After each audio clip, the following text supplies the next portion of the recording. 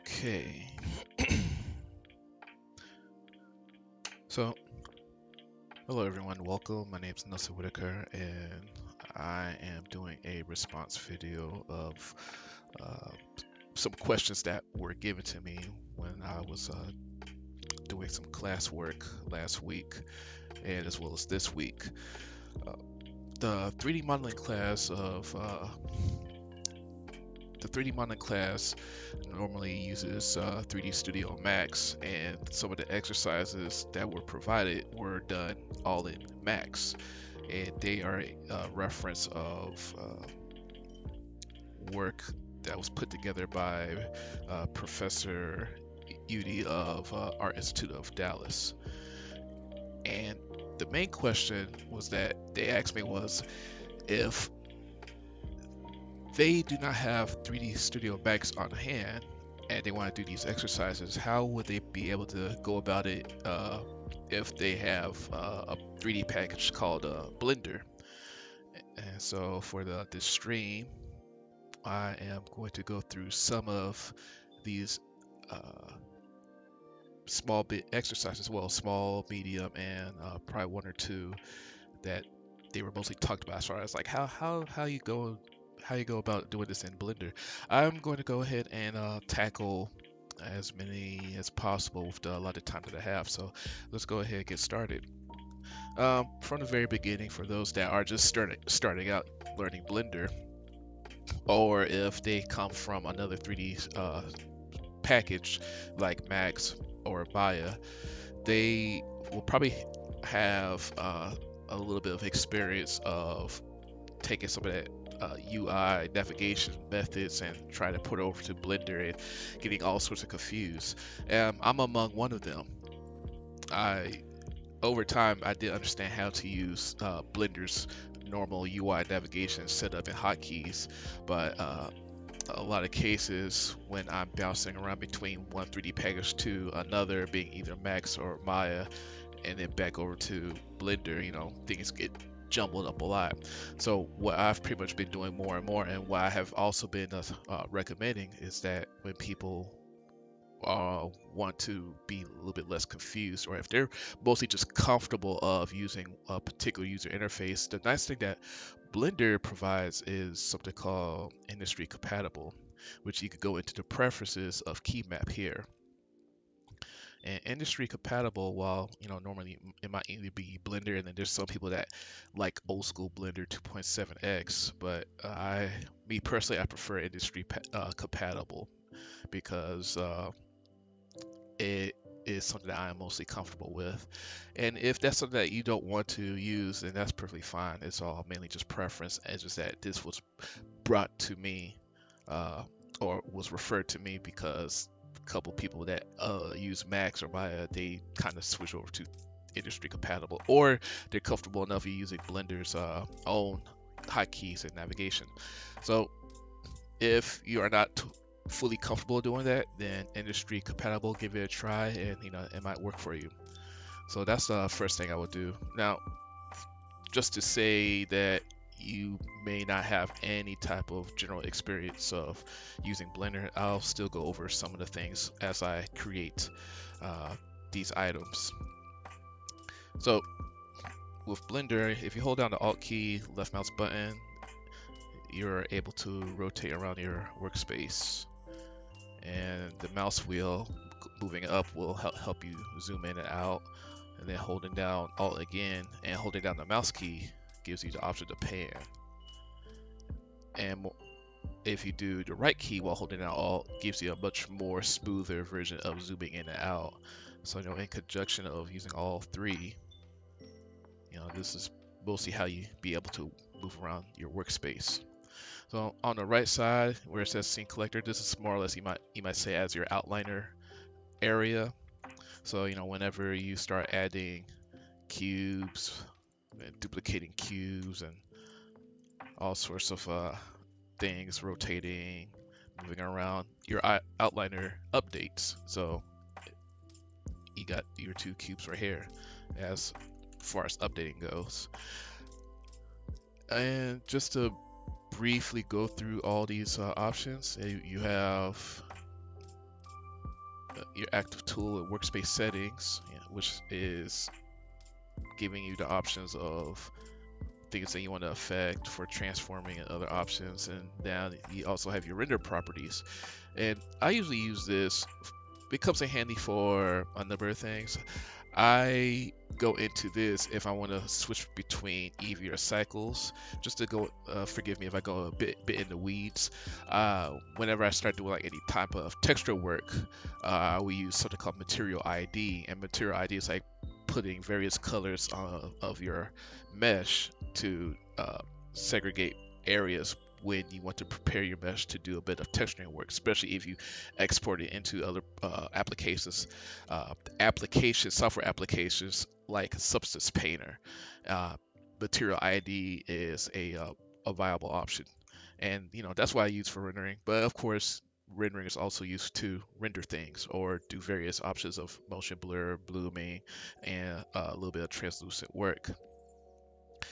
Just to speed things up, you have your output properties, view layer properties.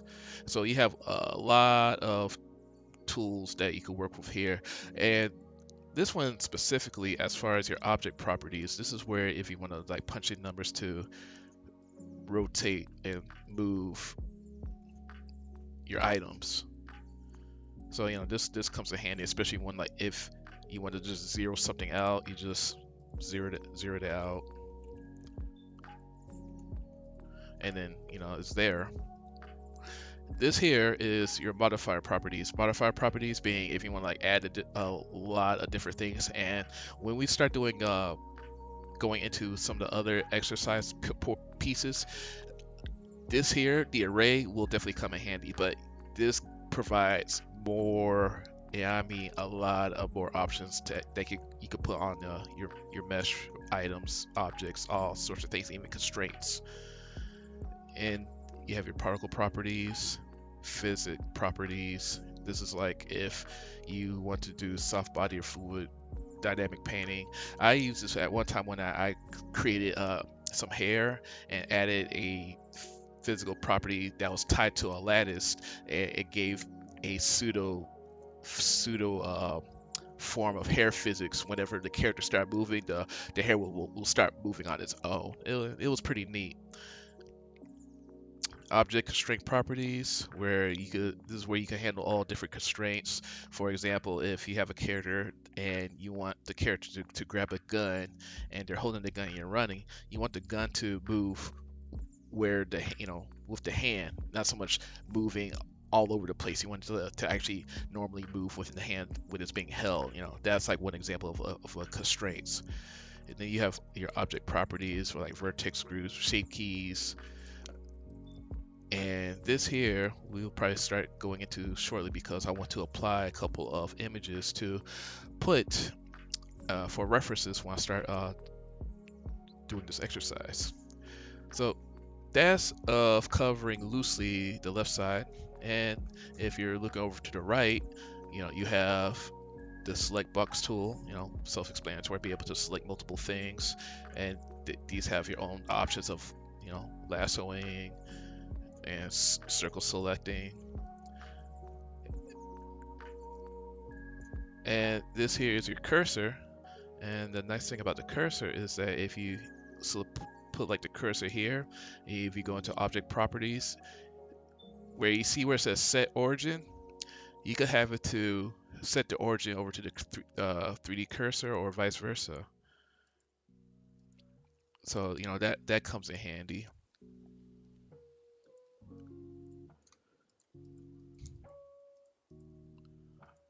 This is your move tool. So whenever you select things, you could just move it.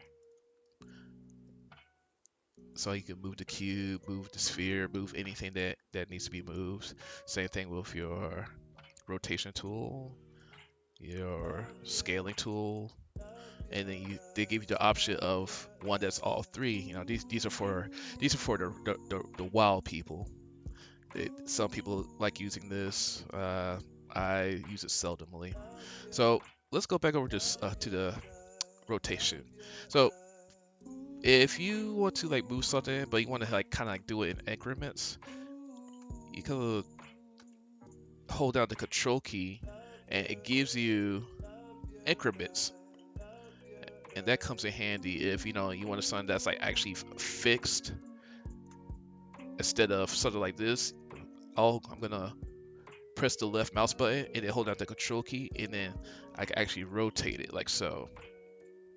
That comes in handy. Same thing with if you want to do snapping. So yeah, these are your snapping options. So whenever you're doing snap tools or snapping options, it comes in handy. Or rather, if you want to kind of do like absolute grid snap, let's go ahead and do a grid snap. And you notice how it's more choppy, but it's snapping from like one grid to the next because you got this grid, these little tiny things here, and this helps as far as having almost close to exact measurements of putting things together.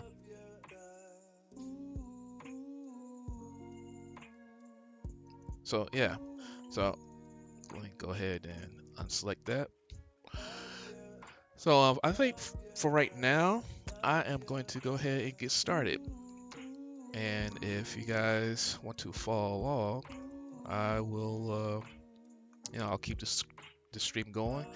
And there'll probably be some moments where I don't really talk, but if I do say something, hopefully it'll be something from the chat. If I get around looking at it, fortunately I need to get a second screen. But if I do see the question, then hopefully I'll be able to answer it while I work on these exercises.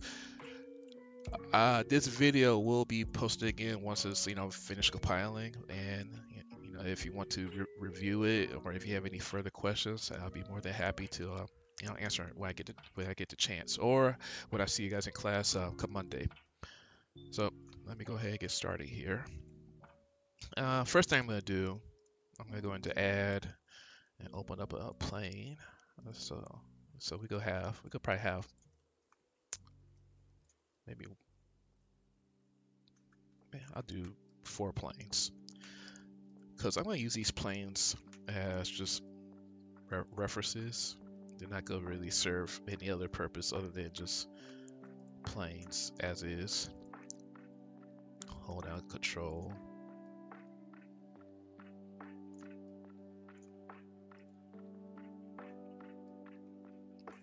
There we go.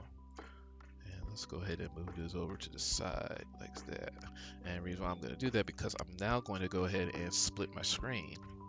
So whenever you want to like split screen or have multiple viewpoints, like with Max, whenever you turn on 3D Studio Max, you are treated with 4 viewpoints, and they have their own way as far as organizing your viewports. If you want to like at least have all 4 or 2, or you just want to like have a maximize one particular viewport.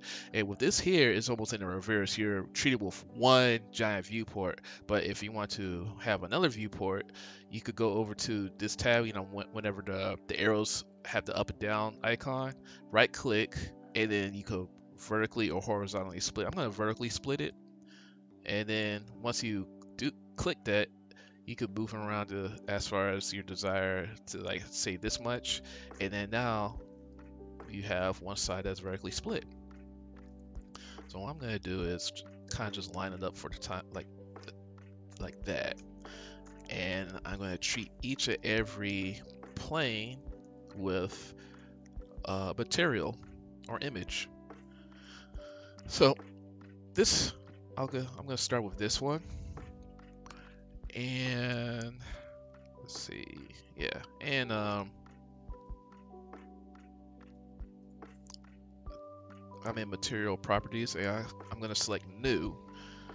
And what I'm going to do is go into the base color, go into image texture, and now that the image texture is selected by selecting this yellow thing here, I'm now going to go and click open, and I'm going to find the image that I want.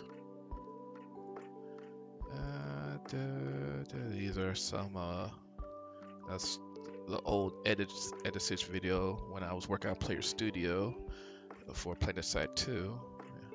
The memories on that, goodness. I might be in the wrong one. Yeah, I think I'm in the wrong one. Let's back out of that. Yeah, I was in the wrong one. There we go. That's not good. I want to open the image. I want to open the image, but are these images? I think these images are not. Yeah, I might have to do some do some do a little bit of editing. Let's find out. Open file location.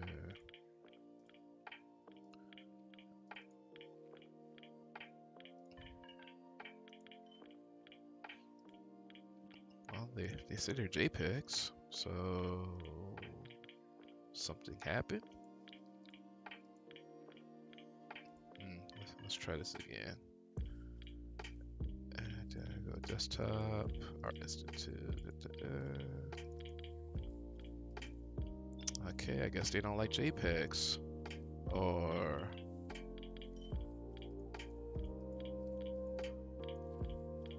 show hidden. Saying so don't tell me this stream's gonna be cut short because I can't do something so simple. All right, okay. Let's open up old school Photoshop. I'll fix this fast. Let's just take these right here. Save as. Bitmap. That's so wild. You think JPEG would handle this no issue, but if it ain't one thing, it's another. That's okay. That's all part of the journey. One of the main tenets of 3D modeling is being a problem solver, or rather, being an artist in general is being a problem solver. This is no different. Again, it's probably something I'm overlooking, but I just want to keep these going. Somebody already has the answer, and I know I'm just missing it. But hey, you live and learn. All right, so now that I did all that with Max, let's go back here. Let's do this again. All right. Well,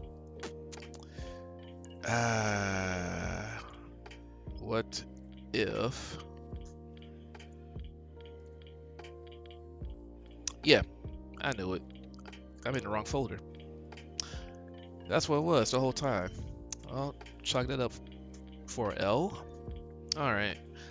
So let's do the most simplest one, just so you guys understand how I'm gonna set it up.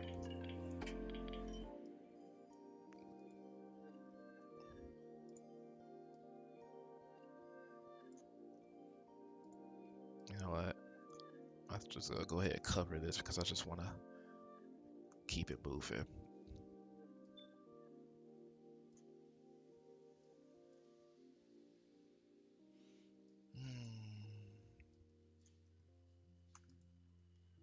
It's like, yeah, I was in a different folder the entire time. Always have been. Surprise, surprise. So we got this cube here. What you can do, or what I'm thinking about, is I could either start it off with the cube as is, or I could start off with a plane. I'm gonna do two different methods as far as just looking at this. The first one I'm gonna do is just probably create a plane, and I recall that there's probably a way that you could probably do the segments before even going any further, but I don't recall how exactly. So what I'm gonna do is make loop cuts instead. Loop cut there. Number of cuts, nah, one's enough. And then I'm gonna do another loop cut right there. So now I got 4 loop cuts. I'm now gonna go ahead and grab one of these faces and gonna go right click. I'm selecting, left click select first, right click, and then extrude the face like so. Now what I like to do sometimes, even though let me control Z. What I like to do sometimes is, which I kind of got this from Max in terms of like kind of extruding things. Like with Max, whenever you extrude items, you can just hold down the shift key and then move the item up. But in Blender, you can't quite, you know, do that. So what I like to do is I will do Control Face and then don't select anything at all, because what it just did was this thing is actually extruded, but you can't really see it. But I'm mindful that it is extruded. But since I kind of, let me delete, Control Z that one more time. Okay, when I move it up, now it's showing that extruded. So let me see, yeah. Let me do that again. So with Max, you press select something, hold down shift, and then move it up like so. But in Blender, if you want to do something similar to that, and it's probably excessive, you can just do Control Face, right click, and then move it up. And the reason why I do that sometimes is that, you know, if I'm in a certain angle and I might not have like this gizmo in place, and if I try to just extrude it, sometimes this might not extrude upward like it should.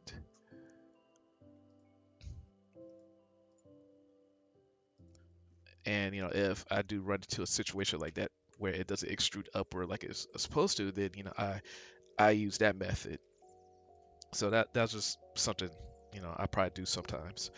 So now that I got this box here, in Max, you have something called a swift loop. In Blender, again, it'll be called a loop cut, and they work very similarly. They work very similarly. So to activate the loop cut, you would go into select your edges, and let me just do this through hotkeys. So you know, selecting faces will be 3, edges will be 2.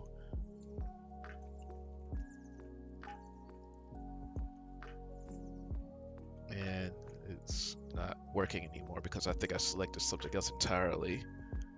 Okay, yeah. It wasn't working at first. But yeah, 2 would be selecting edges, 3 would be selecting faces, 1 would be selecting the vertices. So now that I select edges, I'm going to select any edge over on this side, and I'm going to do loop cut and slide. So I press left click once, and then I left click a second time, and then it gives you the option that I can now slide it back and forth. And once in a while, you could do this with Max, but Max will like do some like strange skipping. I think it's just probably just the way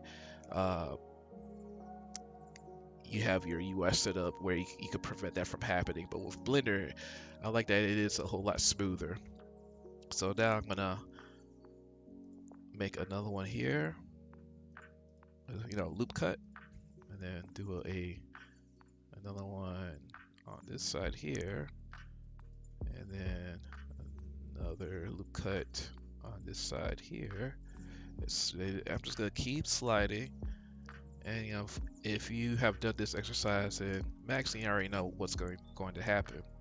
I'm pretty much just doing the exact same thing.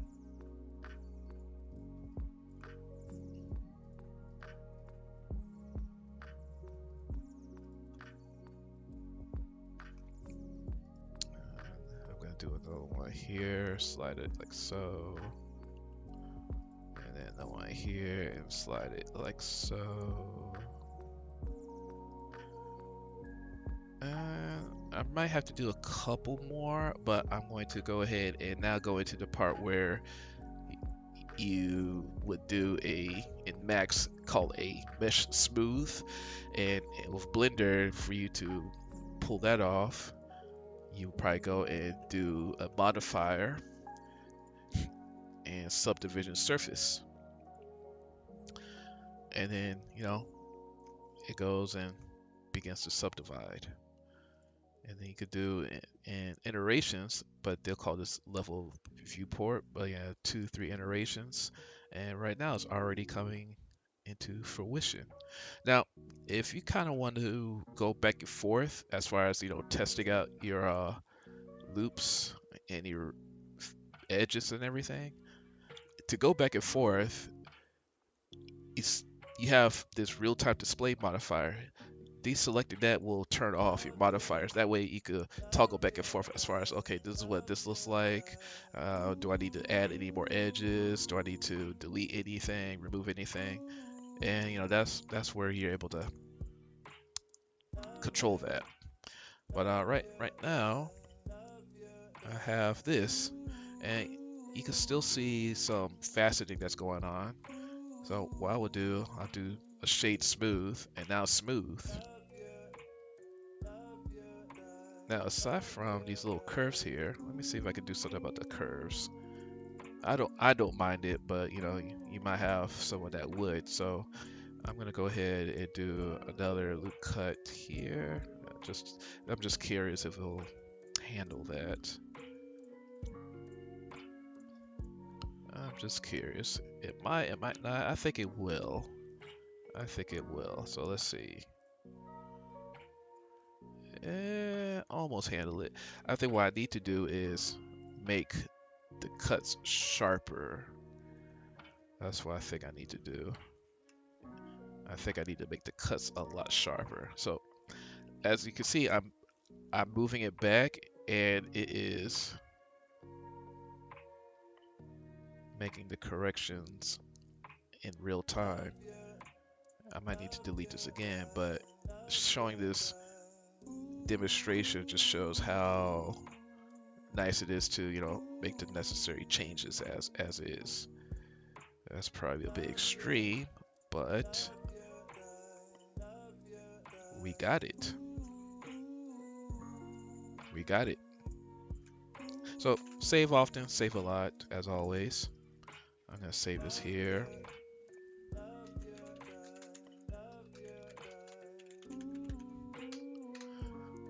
Now,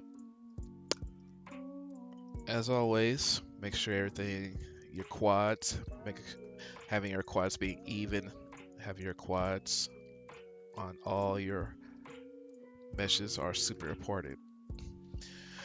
Very, very important. But yeah, we got this set up. It could be a whole lot more evened out, but you got the gist of it, and it's good. So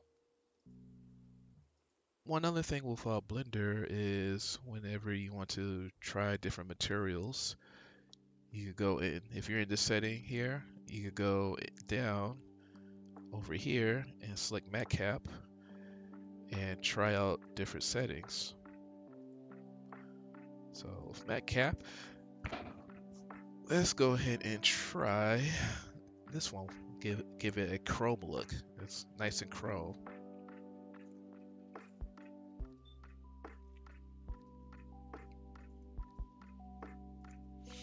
Alright, so I'm gonna move this over to the side. I think we're done with that one. Let's go over to another widget. Let's go over to another widget. Which one? We are going to do... We'll do this one. Or maybe we'll do this one. We'll do this one. Alright, so this one here looks... It has this little curve going on. And I'm also going to turn off the matte cap and go back to studio. So with this curve, I'm thinking, oh right, I forgot to show you the other, I won't call it a method, but it's probably more of like a weird way of going about it. So let me do that real fast. For whatever reason, I just like, maybe I could do it another way as far as getting what I want.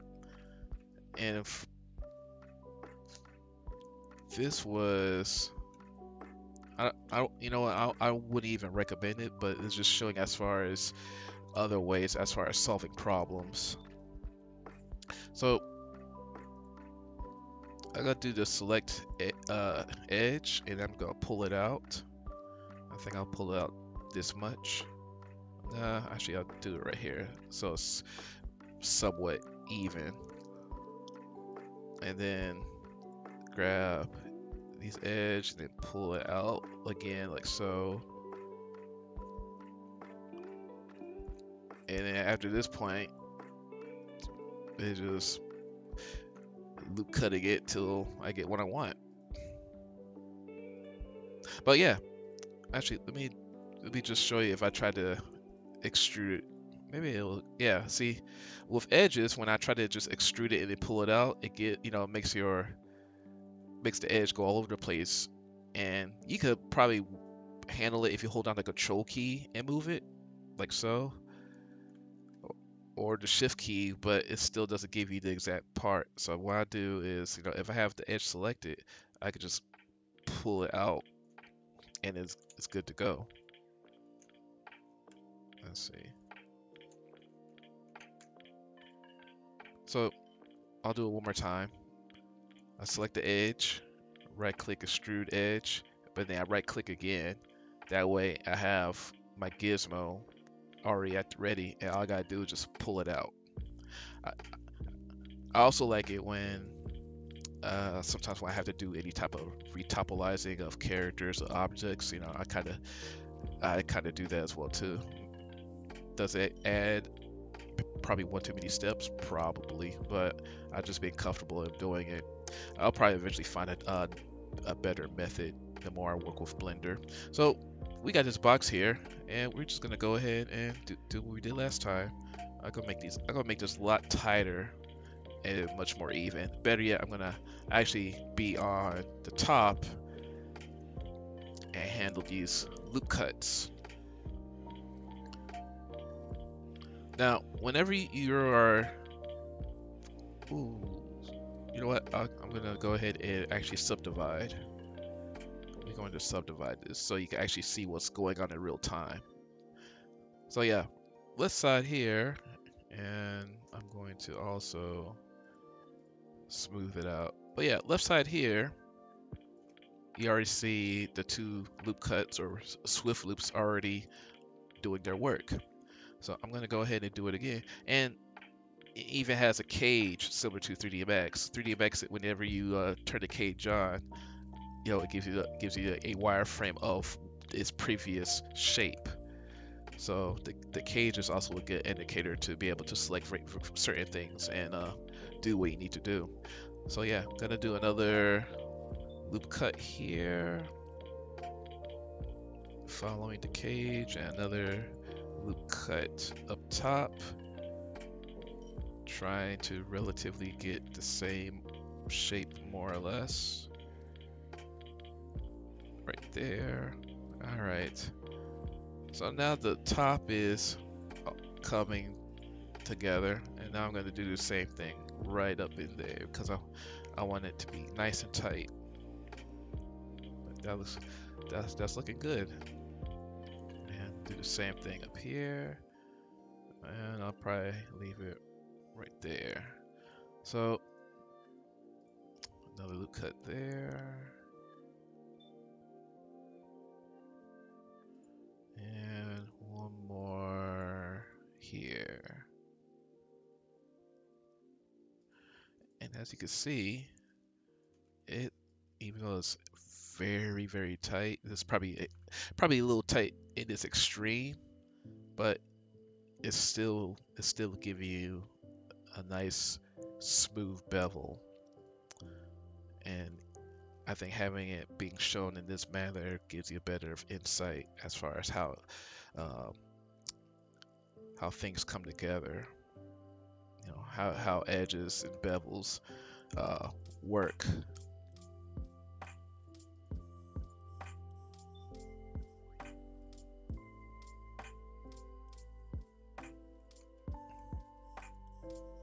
And check it out. It's super tight, but it's not that bad either.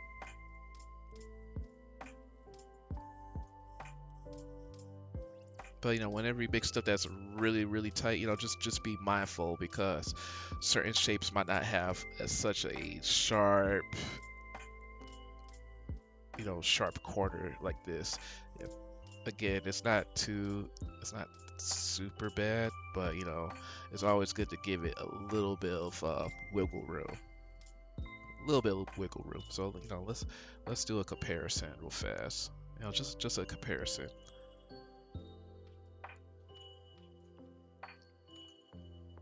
So yeah, this one has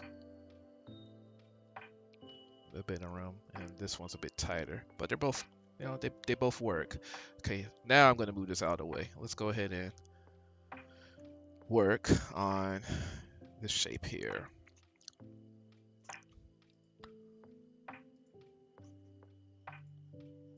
All right. So we're gonna add up another plane. Blow this plane up. Again, I'm gonna go back over Studio because I don't want everything to be super duper shiny. And then as you can see, the cursor is already right there. I kind of want to have it centered, but that's fine. We'll just go ahead and zero it out. Zero this out.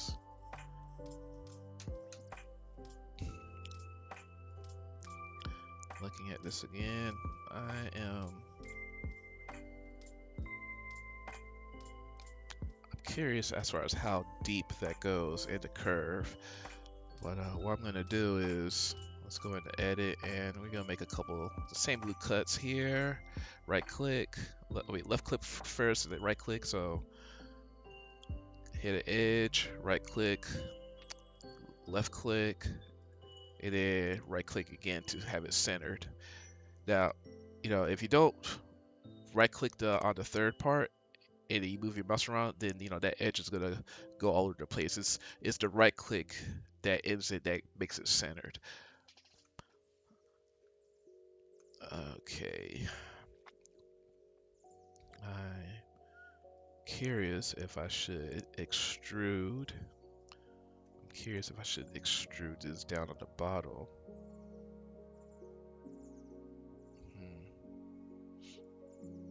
Well, I will give it a try. Now, it's extruding and it's also providing these 4 faces, which I don't want. So I'm going to go ahead and delete those 4 faces. And I'm going to also move this up some and do a bevel. Now, chamfering in Max is pretty much beveling in Blender.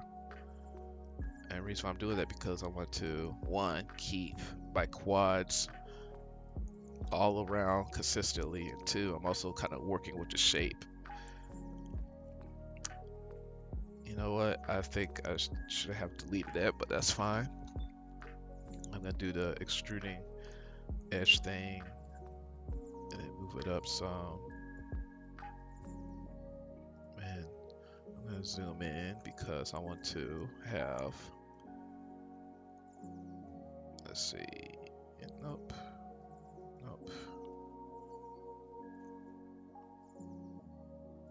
Alright, so I'm gonna grab these 2, do a merge.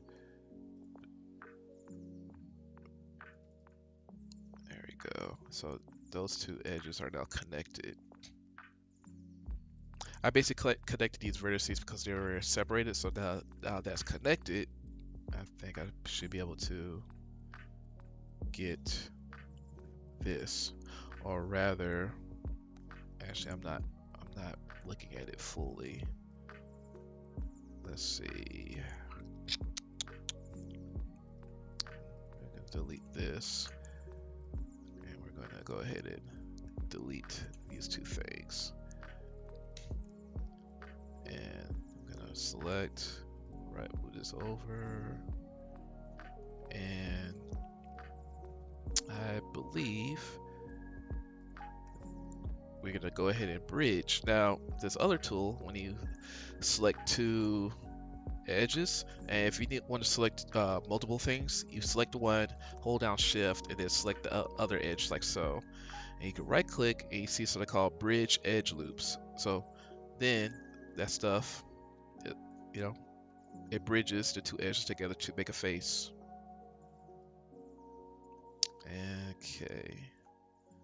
So now I believe I'm going to go ahead and move this like so.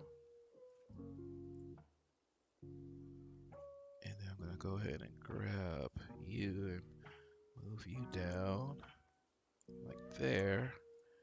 And then grab this edge and actually I'm gonna grab these two edges here because I've noticed this curve. This curve is doing that. So I'll go ahead and do that. And then move it down. And now I think it's slowly, the shape is slowly appearing. The shape is slowly appearing. Let's go ahead and save.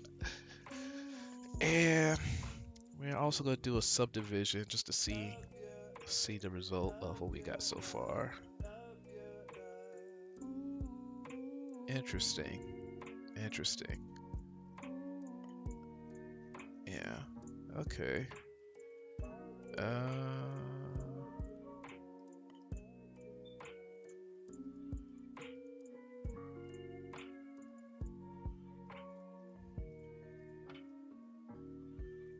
Okay.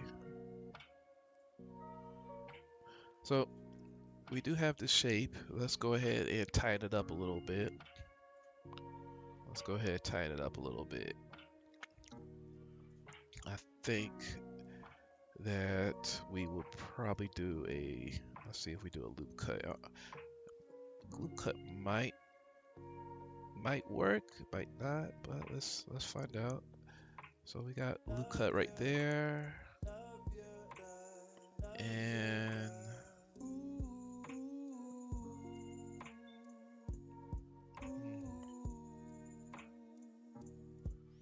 then I'm gonna do another loop cut over here.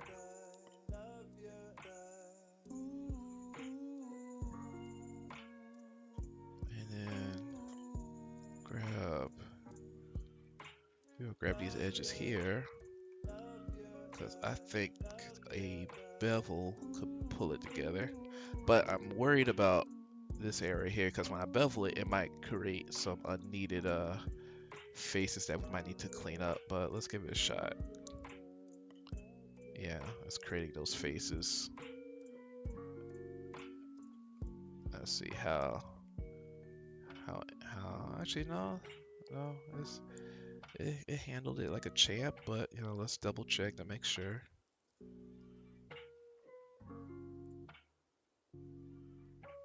Alright, so what we need to do now is kind of spread this around because it needs to be a little bit more curvy. And I think what we could do is bevel this, pull it out like so. Bevel, pull it out like so. Or maybe add another one. And or it's probably right there.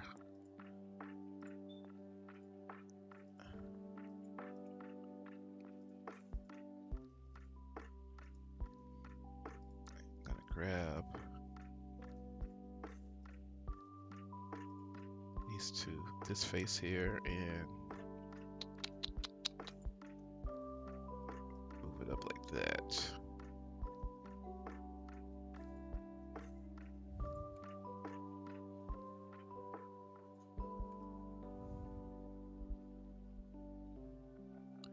And then I'm gonna move this here.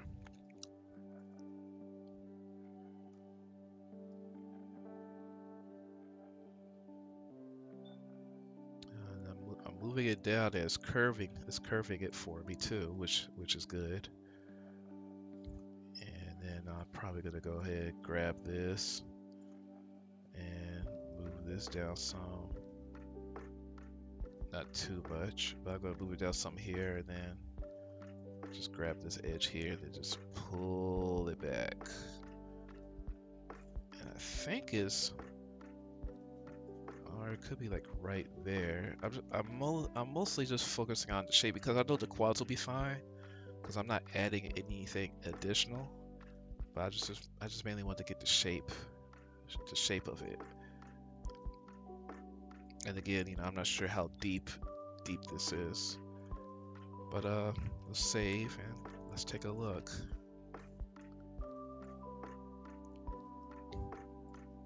Oops.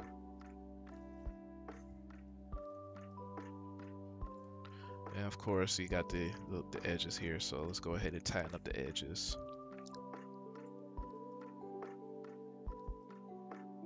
And, nope.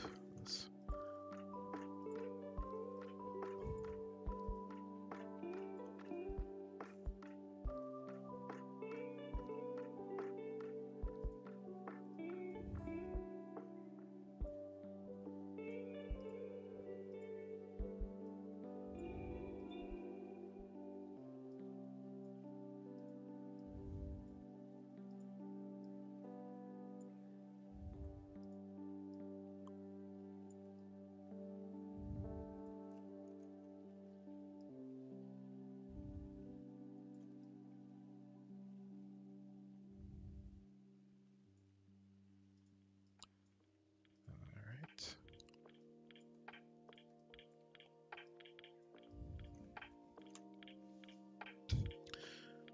Let's do edge loop. Actually, make sure we hit edge itself, and then let's do edge loop. Pull this back, and do another one.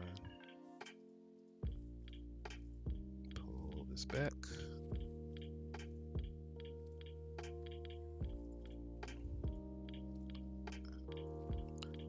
Honestly, I don't recall if this is something that you had to really worry about in Max as far as handling the edges.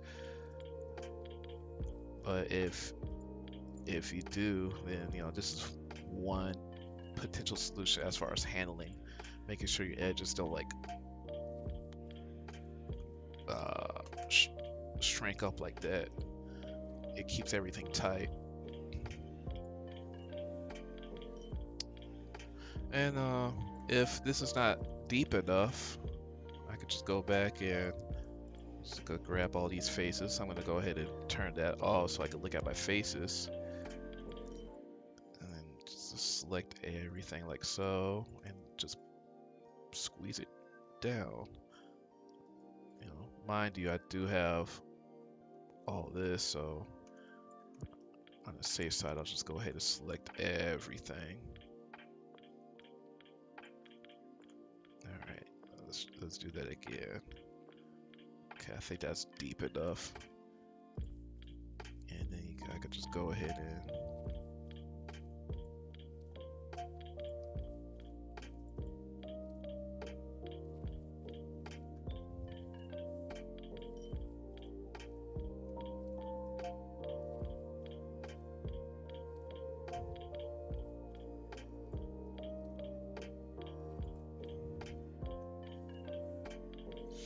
what if I bevel this a second time?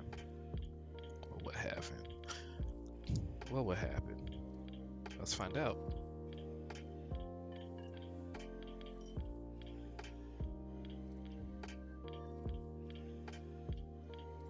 Probably absolutely unnecessary, but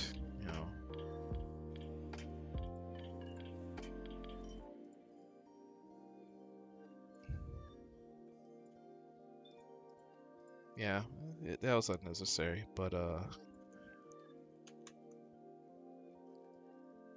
we do have the shape. We definitely got the shape. And then we'll go ahead and mat cap this, and there you go.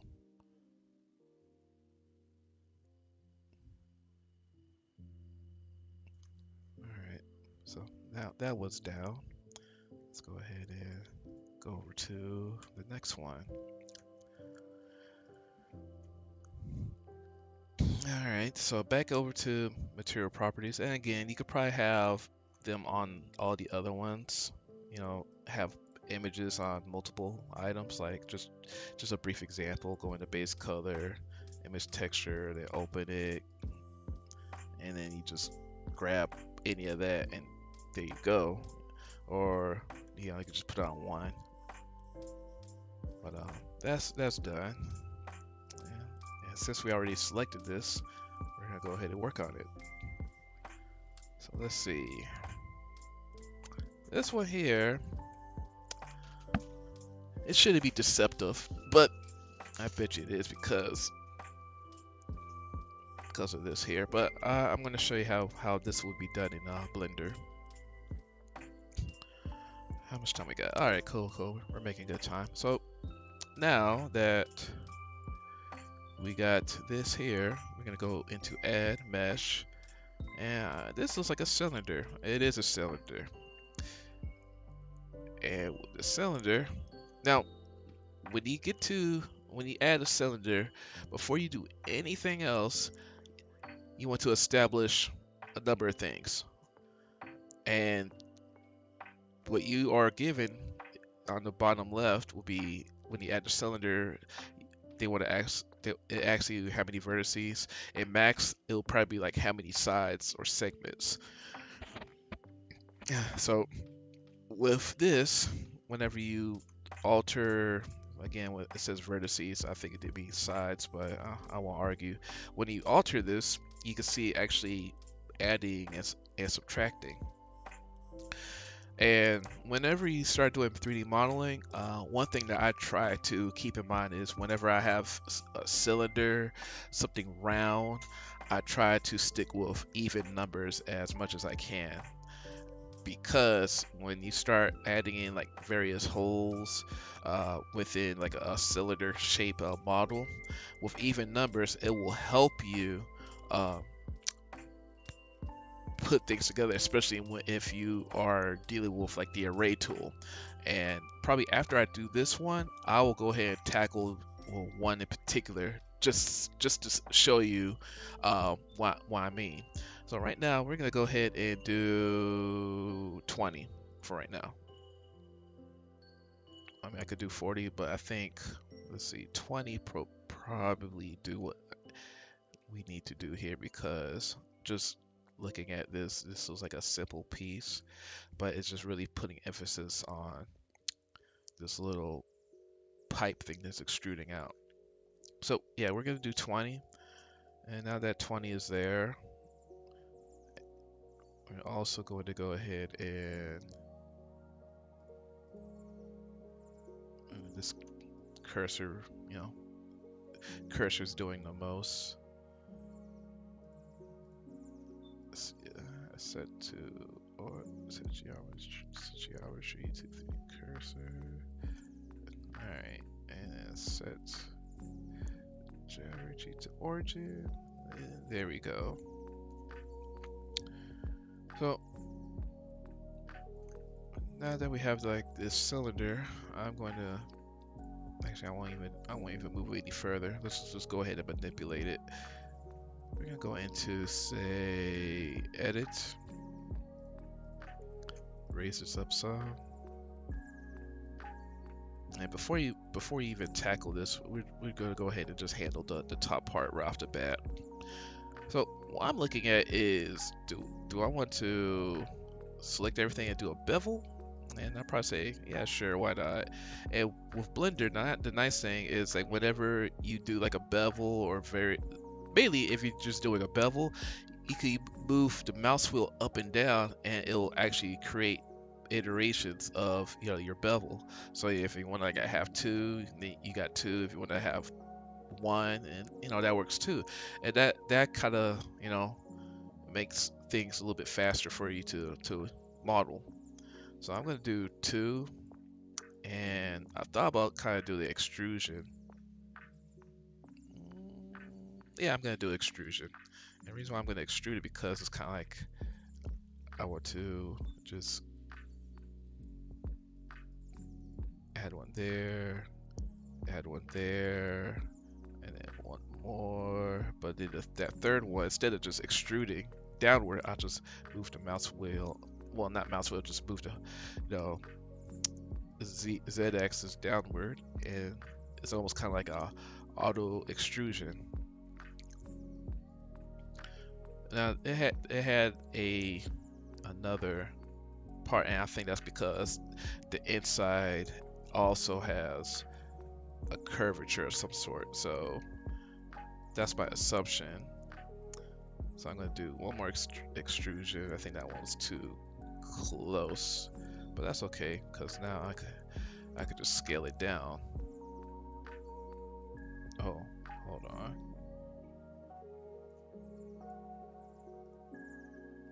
Uh, I feel like I'm missing something. No, no, I'm not.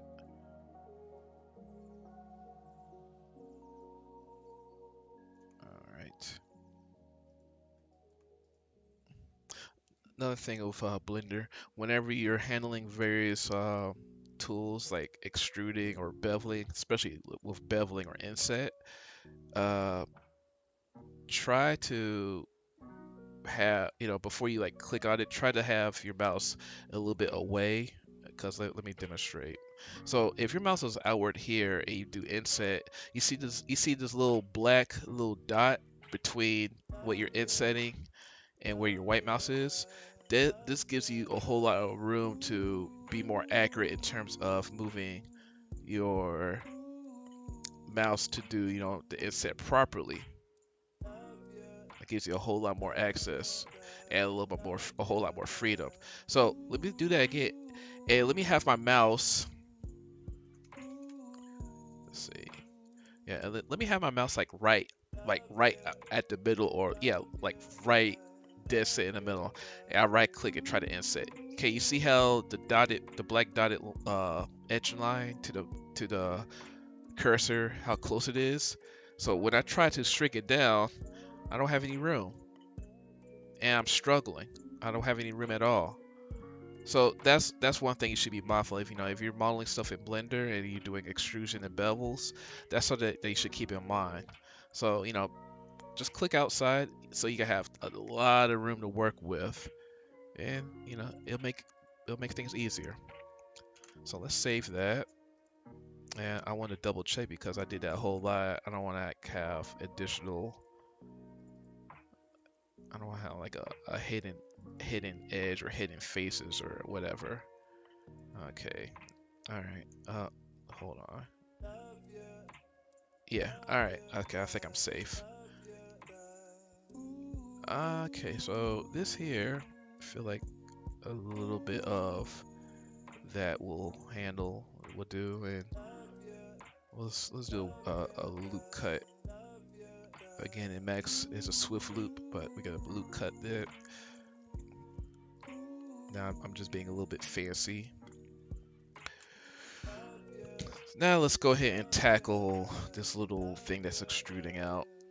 So when they see this, what people might do is they'll probably grab another cylinder and booling it and then stick it on there. And I mean, I won't do that, but I'll just cut to the chase, say, even though that's doable, uh, it will give you a whole lot of more unnecessary work to, keep your meshes consistently with quads and have your topology.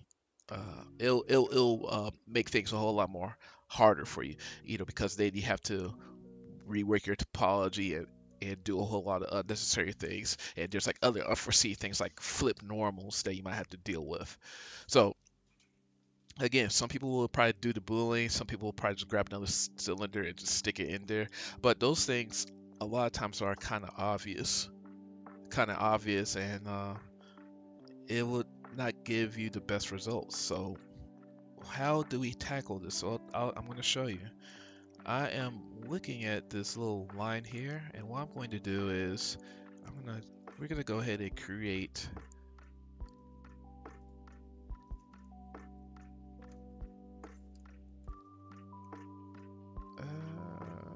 yeah, we're gonna create two edge loops. I'm gonna grab this edge loop and bring it like right here. And I'm gonna do one more edge loop right in the center. So I'm gonna go, and then I'm gonna go ahead and just measure this out some.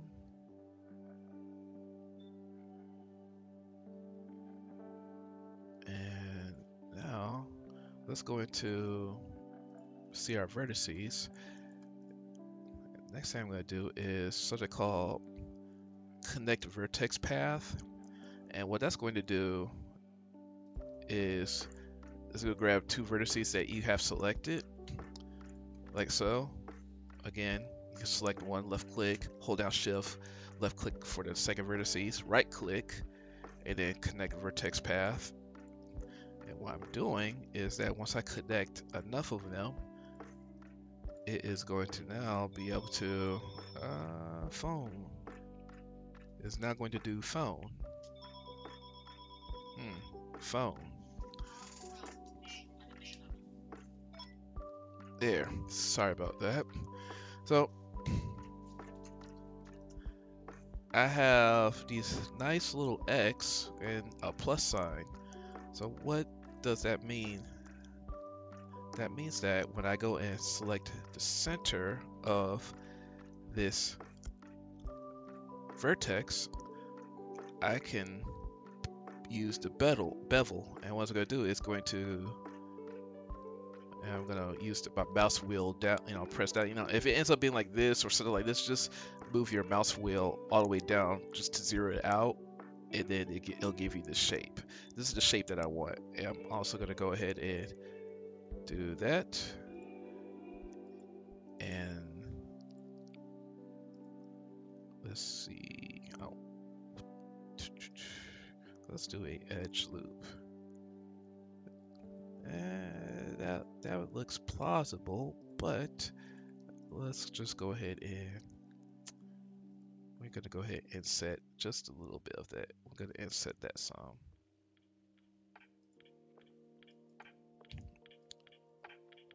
Now I'm doing that one trick of inset or extruding scale trick, because if I just do a regular inset, it's gonna make the circle look a little funky looking. So now that I got the trick going, I'm not going to go ahead and pull this out. But before I do that, I want you to notice something. Look at this gizmo. This gizmo is, just right off the bat, I should have had this dead set on the x-axis, but I just picked a random spot. And stuff like that will probably bite you. But if you do run into a situation where you don't have stuff just perfectly lined up, or you're just not paying attention, then don't fret. Number of ways to handle this. Number of ways. So I guess one way I could handle it is to reorient. I could probably reorient this to rotate it,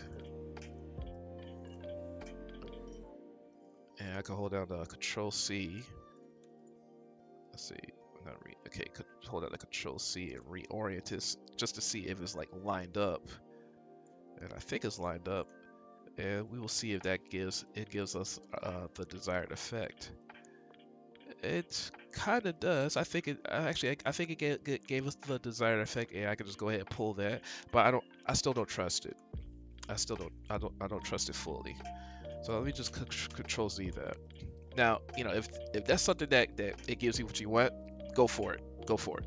But I'm gonna go ahead and do it this way since I've already committed.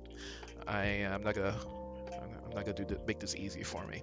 So say you're in this situation and you want to pull this out or extrude it, but when you do that, it's giving you this, right? And you don't want that. Now, here's another tool above. You see where it says global? That's pretty much everything that's global within the workspace. Because if you start toggling various things like global or local or normal map, so we go pick normals. I don't know why I say normal map, I mean normals. But we could do normals is everything that I have selected, or this face here is going by its direction, like so. And since I have that, I can now just slightly pull like that, and then do another extrusion like so.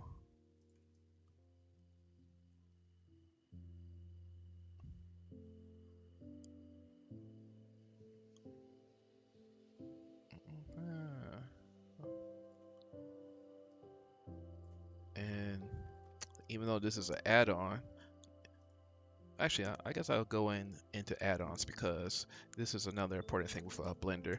Uh, Nice thing about Blender is all the add-ons you could choose from. Add-ons makes modeling life a bit easier, or it'll open more doors as far as other workflows or tool sets that can be provided to you.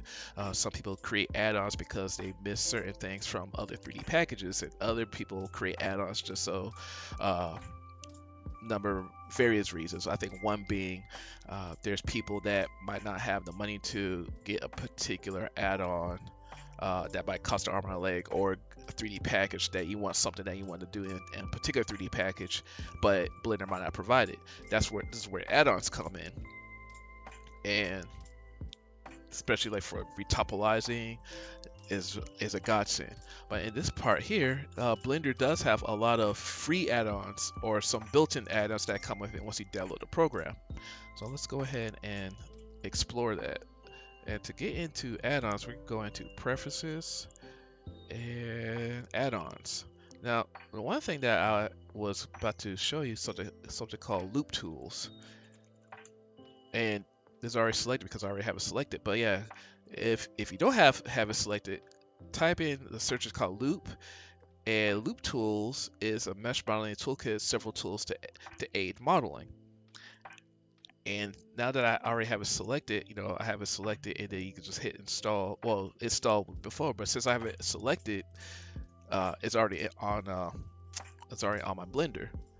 And once you have it selected, what you do is you can right click, and on the very top you see something called loop tools.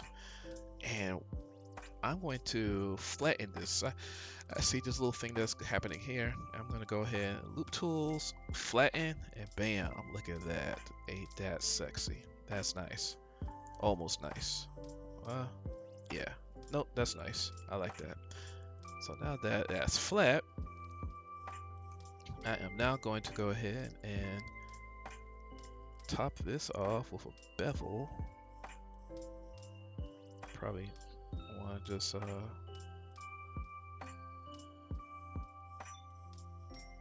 I think 2. Again, I keep thinking like 2 is probably a bit excessive, but I want to have it be. I want to have it look good. You could probably get away with 1. I think you could get away with 1. But now that we have that, it's probably a bit small. I could probably make it bigger. Let's go ahead and do our subdivision. And look at that. Looks like we missed something here. What we missed? Oh yeah, we missed a loop cut. Don't fret, we can fix that. So let's do a loop cut. Pull it down, all the way down. We gonna pull this down. Like we gonna pull it down right there. And we might have to do a couple other things to go with it. And instead of loop cut, I did an inset, just to inset on the inside.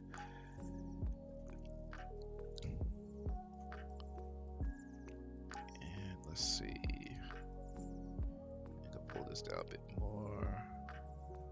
That's a bit excessive.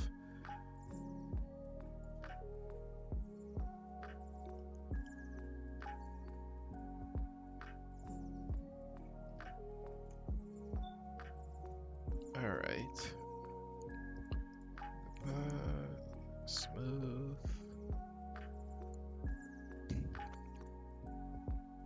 It's a bit rough, but now it's better. After you add in a couple more iterations, then you got it. Look at that. What you think?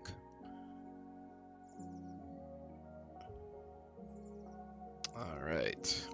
So we're gonna save that. And right off the bat, we started learning things about extrusion, beveling, bridging items, punching a couple of holes. Well, not actually, we haven't done that yet.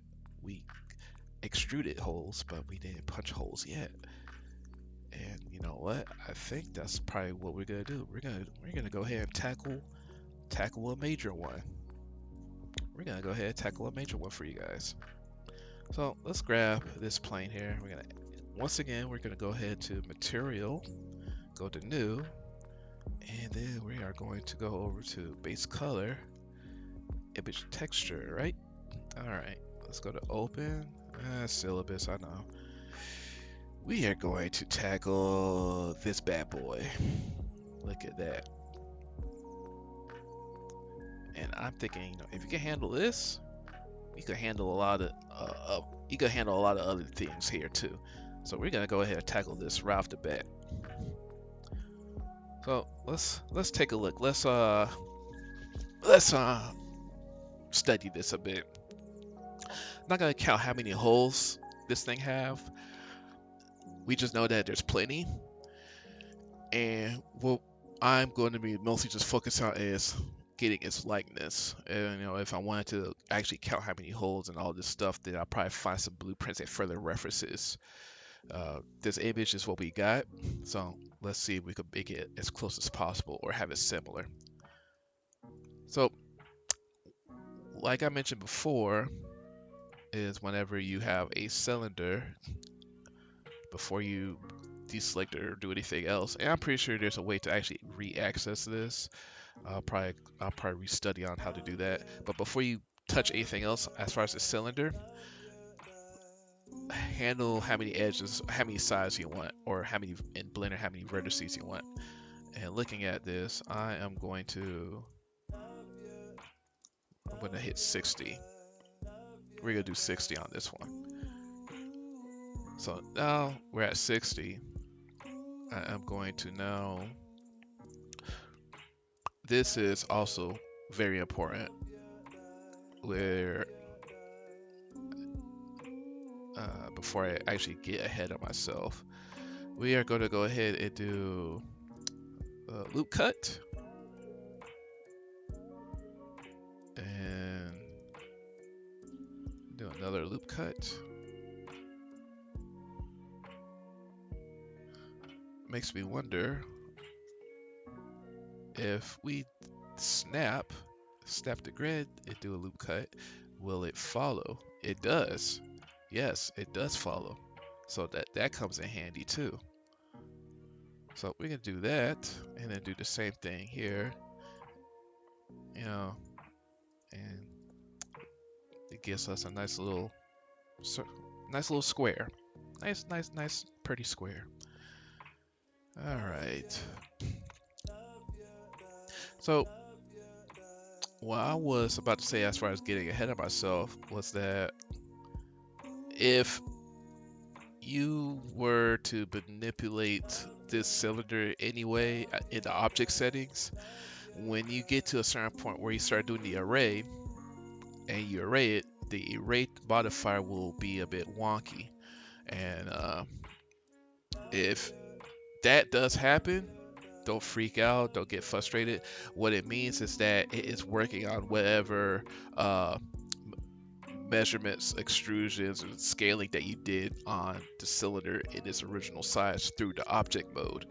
And what you could do to remedy that is that you would go into something called apply scale or apply all transforms, which is in objects all transforms. Now, I don't think I need to do that right now, but when we start going into the array, I will definitely demonstrate as far as the importance of it. So let me go ahead and continue with punching some holes on this. I think what I'm going to do is, it's relatively,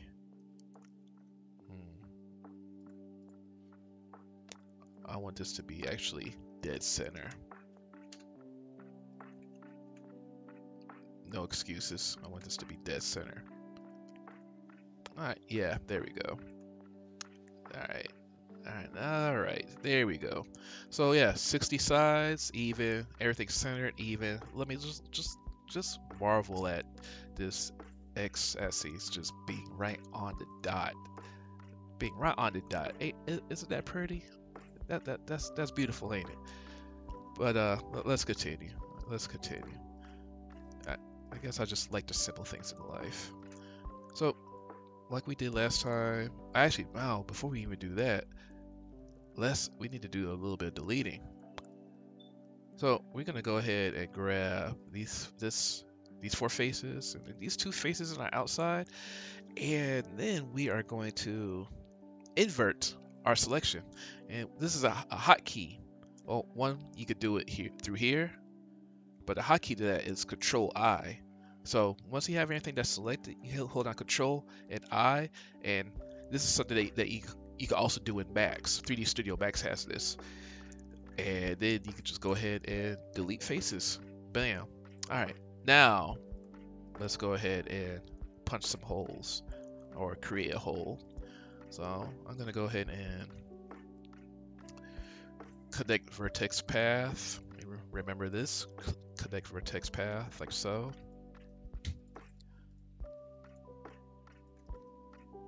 All right, and then I'm gonna do a bevel, zero it out like that. All right, and I think I want to make this a little bit bigger. Kind of want to make this a little bit bigger. I'm gonna make this a little bit bigger, or rather, I think that's the size. And then the next thing I'm gonna do, I'm gonna go grab the face and inset. That way it'll be like that. And then I'm gonna do inset again like that. And then pull this out. Since we're still in normals, it's doing everything for me. And I could probably do this in global because since it's in global on a workspace, it's perfectly lined up. It's perfectly lined up. So either in normals just to be on the safe side or global because I'm confident it's perfectly lined up. So now I can just go ahead and just make sure that the snap tool is not selected, but I can just go ahead and just pull this out and do let's see, and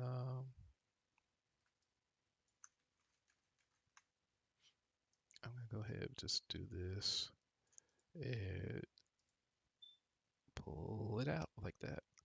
I think that's good enough.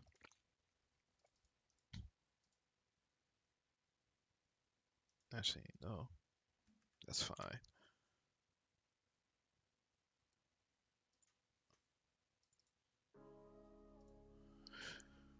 All right.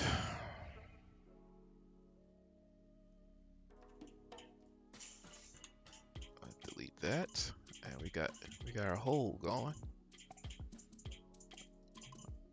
That's a bit excessive, so I'll be a bit lenient. Pull it back some. All right, I think that should work. So now we got a hole. This is where the array tool comes in, but I think I should be able to show you that one concern if you were to manipulate the cylinder in any way, shape, or form. So with the array tool, the way it works is you can add in another cube or circle or path. I'm gonna go ahead and add a circle like so, and then you can select and go into the modifier tool and select the array. Let's this one's 60 and zero this out, the X factor, and then we go into the object offset, and then select this, and what we did, I'll do.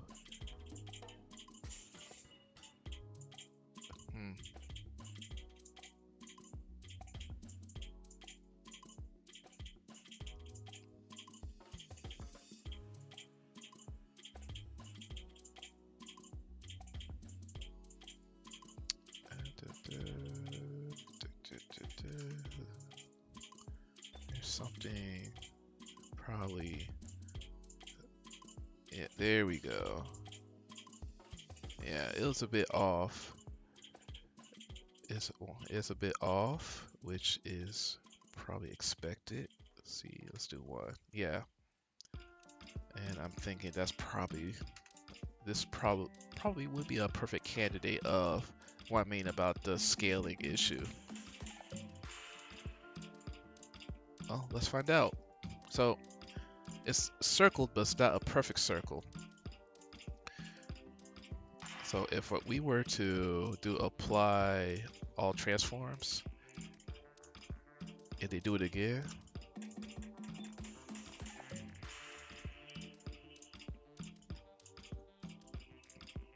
it's still not doing what it's supposed to do.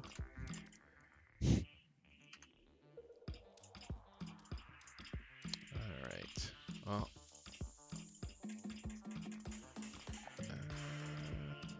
location.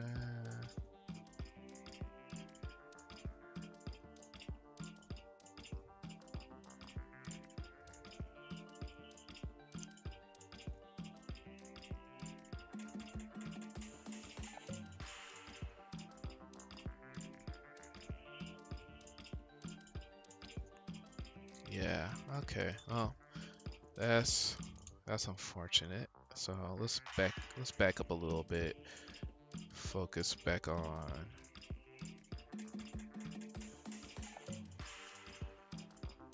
Control Z all of this. Control Z all of that. And we're gonna delete this and let's do apply all transforms. Instead of a circle, we're gonna go ahead and use a sphere. Sometimes you might have to use different things because of the strangeness of this program.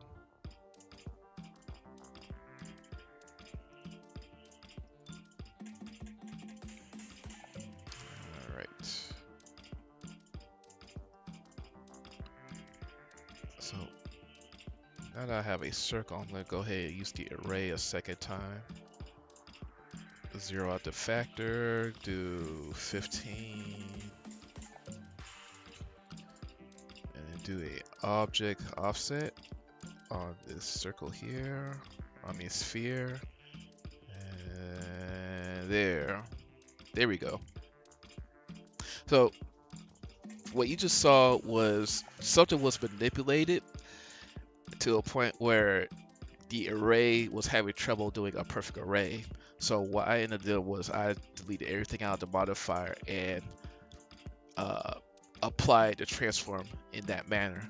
And that was probably a perfect example of what I meant about, if you were handling the cylinder, before you do your array, go to your object, apply all transforms. That way it cleans everything up and gives you a fresh mesh that has no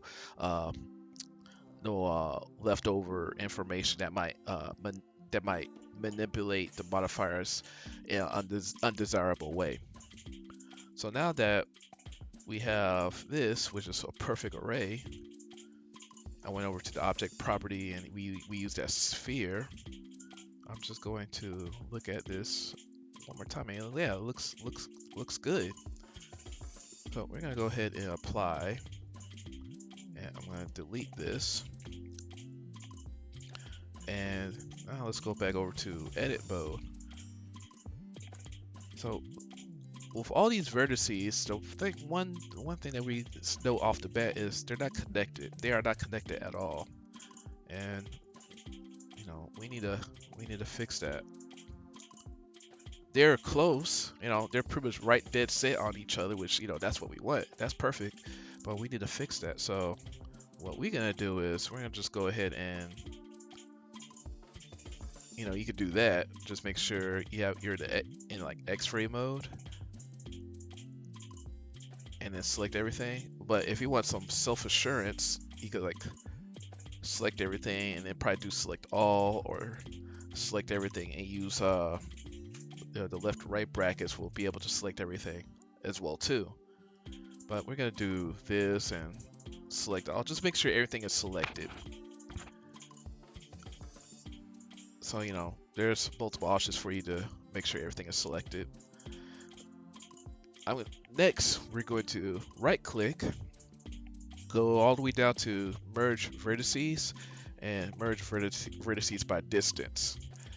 And right now, everything is really merged, so we're gonna play with this some.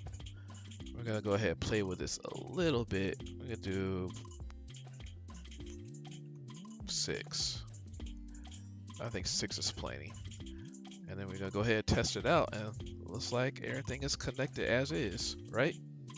Yeah, looking good, looking good, looking good. So the next thing we want to do, we're not gonna even do a subdivision.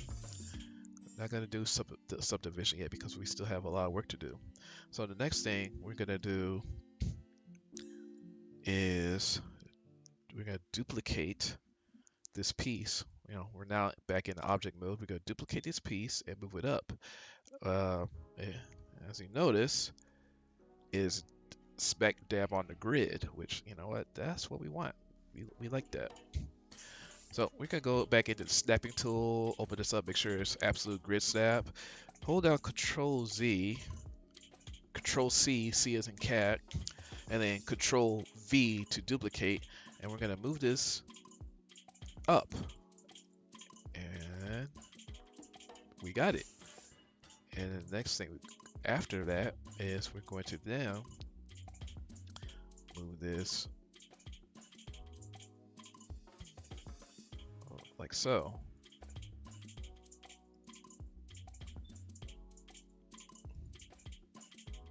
And from the looks of it, I kind of want to get it as close as possible.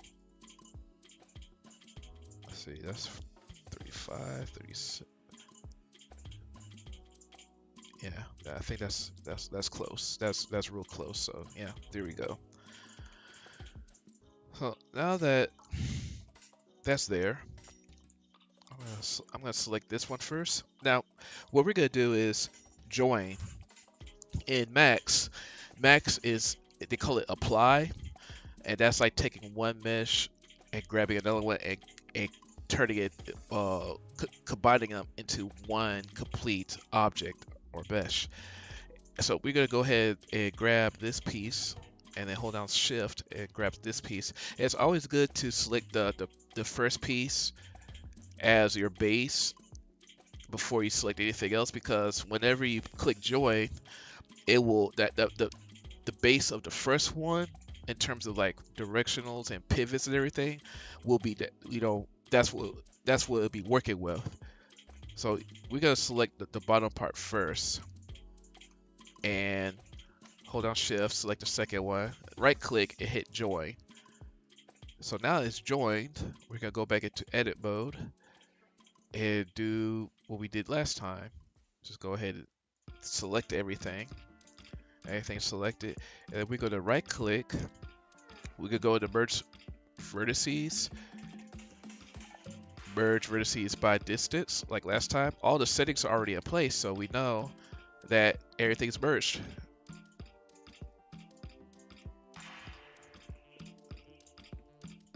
Let's go back into edit mode and see the result.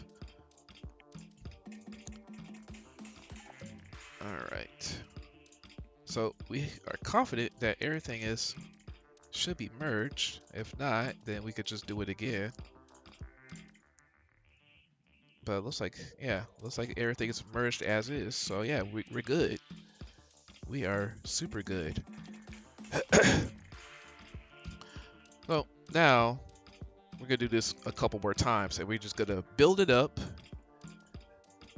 Let's put the snapping back tool. We're just gonna go ahead and build it up. We have the pattern in place, you know, dot there, dot there, dot there, dot there. We just gonna go ahead and build it up. So Control C again, Control V, and then move it back up, and have the grid step do the work for us. We don't have to eyeball it. We can just go ahead and repeat the process a second time. Bam, bam, join. Control C, Control V. Bam, bam, join. Control C, Control V. Move it up. And again, the grid is the snapping. This here is doing a lot of work for us. And all we gotta do is just join the two pieces together, and it's slowly becoming this. And there's probably a whole lot more holes than this one here, but you got the idea of it. You have the gist of it. So if you're making the cylinder, instead of 60, probably 40. I think 40 will suffice. So we're gonna do this one more time. Control C, Control V, and pull it up. And yeah, that's more than big. Select the two and join, and there you go. So before we go before we go any further, we gotta make sure everything is one. Everything is selected. Select everything, and we gotta make sure all the vertices are joined because they're not. So since everything's selected, we're gonna right click, merge vertices, go down over by distance, select it, and again, the settings are already in place, so we know that it's selected. And let's unsnap that and test it out. So yeah.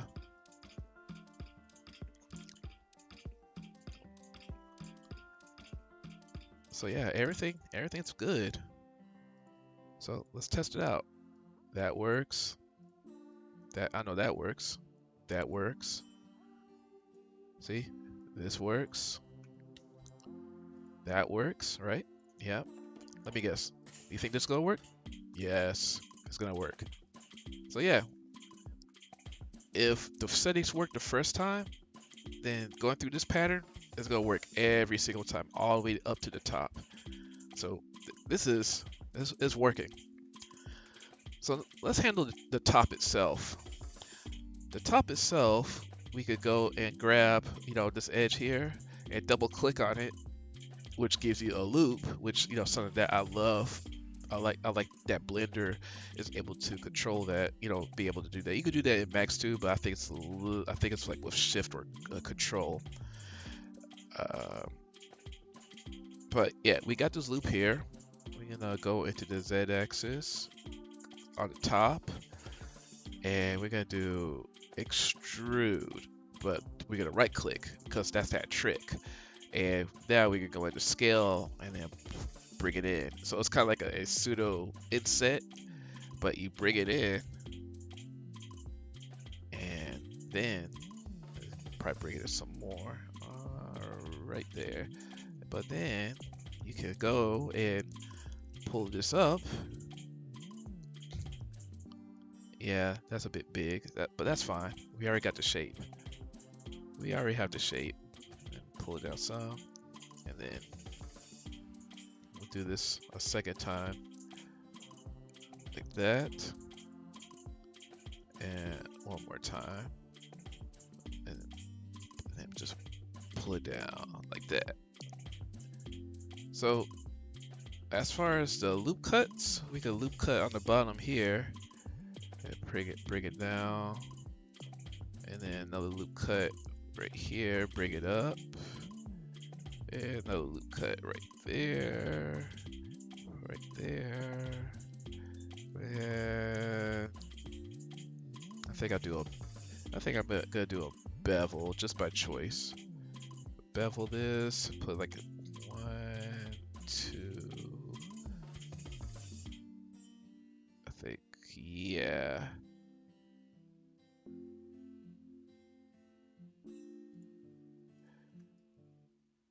All right. You know what? Just for the sake of it, we go ahead and do extrude like last time, and pull it in. Just pull it all the way in. All right.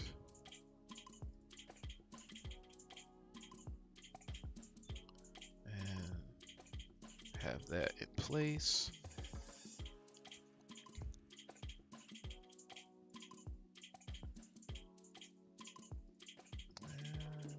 What else? I doubt I can loop cut this because you have a lot of stuff that's in the way, so we're gonna leave that alone. But I think we have what we need I think we got what we want. So right click shade smooth, and then we're gonna go ahead and do modifier subdivision, put in some iterations, 1, 2, 3, and look at that. And those little hexagonal type of squares are now full circles. Look at that. What you think? Now, it's a bit holy. It's super holy, but probably, 40-sided cylinder. You try this method, you probably get something that closer to this. But the point being is we got it. We got it. Yes, we got it.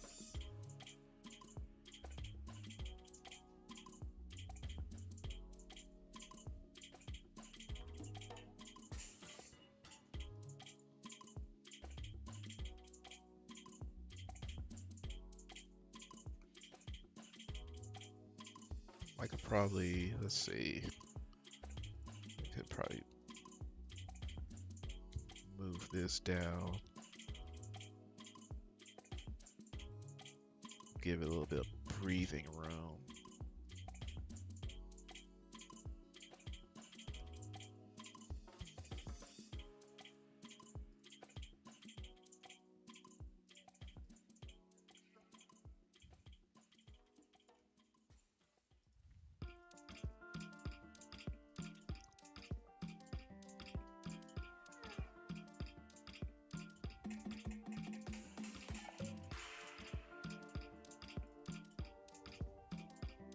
But yeah, so let's recap. Let's recap. And I'm also going to go ahead and just apply that. We have made, right off the bat, we've already made several different objects, something from simple to a little curvature here, to this piece here, all the way up to this.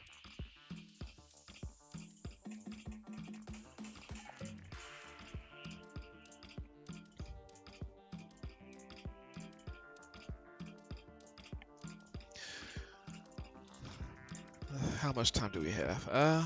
I think we are just about out of time. We are just about out of time, unfortunately. But yeah, if you're curious as far as if it could be done in Blender, 1%, it can be done in Blender. Some things are a bit different here and there, but the fundamentals still remain. So if you have any other questions, you can still reach out to me, and I will see you guys in class come Monday. Take care. I'll see you. See you later.